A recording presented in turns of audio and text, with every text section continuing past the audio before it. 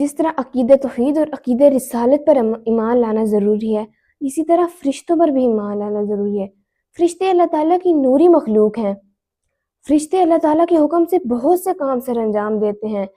فرشتوں کی تعداد بہت زیادہ ہے، ان کی تعداد کا علم صرف اللہ تعالیٰ کو ہے۔ نبی کریم صلی اللہ علیہ وسلم نے سفر معراج کے موقع پر بیت المعمور میں 70,000 فرشتوں کو نماز پڑھتے ہوئے دیکھا، اور جو فرشتہ ایک بار نماز پڑھ کے چلا جاتا ہے اس کی باری دوبارہ کبھی نہیں آتی۔ جو فرشتے انسانوں کے اعمال لکھتے ہیں انہیں کرام الکاتبین کہا جاتا ہے۔ جو فرشتے انسان سے قبر میں سوال کریں گے انہیں منکر نکیر کہا جاتا ہے۔ جنت کے نگران فرشتے کا نام رضوان ہے اور جہنم کے نگران فرشتے کا نام مالک ہے، اور جو فرشتے عذاب پہ مقرر کیے گئے ہیں انہیں زبانیہ کہا جاتا ہے۔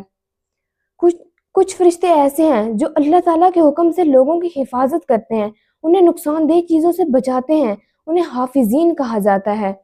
اور کچھ فرشتے ایسے ہیں جو اللہ تعالیٰ کے عرش کو اٹھائے ہوئے ہیں، انہیں حاملین عرش کہا جاتا ہے۔ اور کچھ فرشتے درود پڑھنے والوں کے درود کو نبی کریم صلی اللہ علیہ وسلم تک پہنچاتے ہیں، اور کچھ فرشتے نماز جمعہ میں شرکت کرنے والوں کا اندراج کرتے ہیں۔ فرشتوں پر ایمان لائے بغیر دین اسلام مکمل نہیں ہو سکتا، اس لیے فرشتوں پر ایمان لانا ضروری ہے۔